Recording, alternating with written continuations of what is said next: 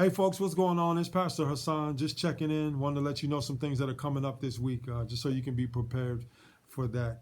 And so first up, tonight, so this is Tuesday, June 30th, for board members. We're going to have our final meeting just to make sure that everybody knows what they're supposed to be doing. Everybody knows what to expect on this coming Sunday for our first reopening service. And so we're going to meet as a board tonight via Zoom at 7 p.m. So I've already sent out the invitation for that, but just by way of reminder, we'll meet tonight just to make sure that everybody is on board and knows what they're supposed to be doing and knows what to expect for this coming Sunday. So that's that. That's it for today. And then on tomorrow, so that's July 1st, Wednesday, it's Canada Day. And so we just want to encourage everybody to enjoy the holiday, whether you spend that by yourself, spend it with family or friends, whatever you do it to the glory of God. Enjoy your Canada Day. So happy Canada Day to everybody in advance. And then on Thursday, July 2nd, that's when we're going to have our next prayer meeting. And that's going to be scheduled for 2 o'clock in the afternoon. So I'll send out the invitation. If I'm not able to do it for some reason, by the end of the day, I'll send it at some point on Wednesday. So check your inboxes for that, and we'll meet together and pray, Lord willing, on Thursday at 2 o'clock. So that's July 2nd. And the other thing that we're asking for on July 2nd, that's the day when we're asking people to let us know if you're planning to attend the service. Like, you're not obligated to do it. You don't have to register or anything to come to the service, but we are asking that people would notify us just so that we know or have some sort of idea how many people to expect on Sunday. And you can do that either by calling the office and you can speak with Charlene or leave a message, or if I'm in the office, you can just let me know.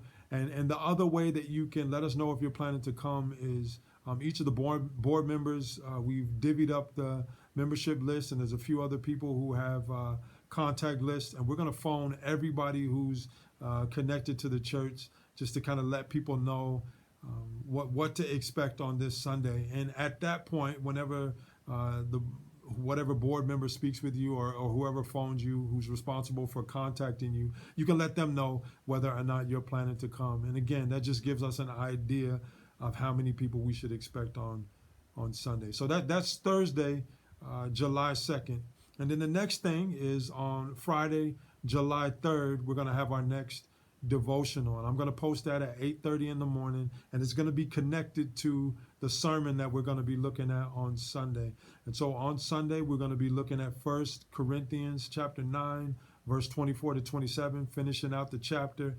And it's probably the most well-known set of verses in chapter 9.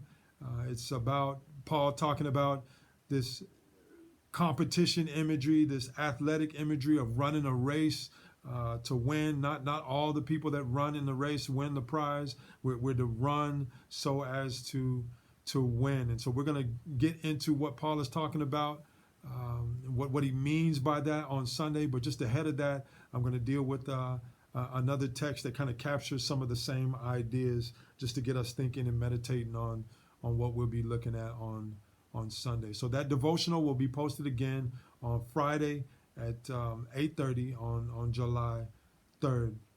And then the next thing up is our first reopening, our first in-person gathering in over 3 months now. And so we're looking forward to that. But if I'm honest, it's a mixed bag, just because I know there's lots of people who won't be able to make it, either because you have children under the age of 12, or you have underlying health issues, or you're just a little bit nervous about getting back.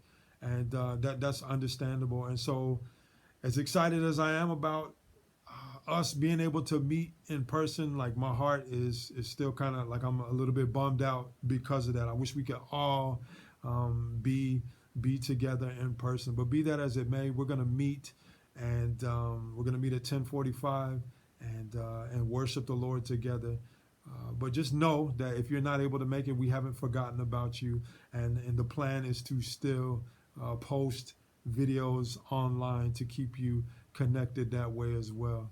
And having said that, just until we get things adjusted in this period of transition, the online discussion group that normally happens at 2 o'clock on Sunday. So instead of it happening this Sunday on July 5th, we're going to postpone that just until I find out which time works best for people now that things have changed. Because since we're going back to in-person gatherings, that's going to put a little bit of a lag in terms of me getting the sermons posted online. So it'll probably mean that I won't get the sermon posted online until between 1:30 and 2 o'clock. And so I want to give people who would like to an opportunity to watch the sermon and then still have time to make the discussion if they want. So I'm going to probably put out a poll and just kind of poll people, ask what works best in terms of the timing for that. Ideally for me, we'd be able to still do it on a Sunday. I think the closer we can do it to the sermon as possible, that's better. But if we have to move it to another day, we'll have to do that. So, but for this Sunday, we won't have a discussion group, unfortunately.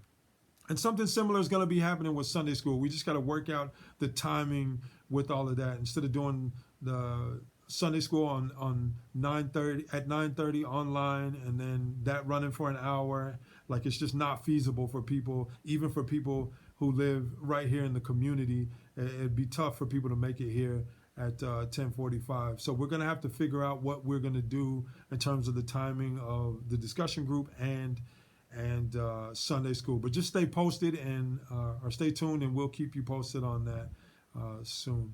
But the last thing I want to do before I sign off is just to hit you with another memory verse. And so last month, we looked at Psalm 51, verse 1, thinking about the mercy of God. And this month, for the month of July, we want to focus in on the attribute of God, of his self-sufficiency. This is a characteristic of God. No human being is absolutely self-sufficient. In fact, by nature, like we come into this world, we're dependent, we're codependent. We're dependent on someone else to bring us into this world. From the time we're little, we're dependent on someone else to take care of us and to feed us. And even as we grow older and develop a certain amount of autonomy, we still have to depend on other people. And ultimately, we're dependent on God for everything that we have. But God, on the other hand, is totally self-sufficient. Everything that he needs, he has in himself. He doesn't need to look to anybody or anyone else. He doesn't need to look anywhere outside of himself for anything. And so in thinking about God's self-sufficiency, we're going to memorize and meditate on Acts chapter 17, verse 24 and 25. And here's what it says, reading from the New King James Version. This is God's word. It says, God, who made the world and everything in it, since he is Lord of heaven and earth, does not dwell in temples made with hands, nor is he worshipped with men's hands as though he needed anything, since he gives to all life, breath, and all things.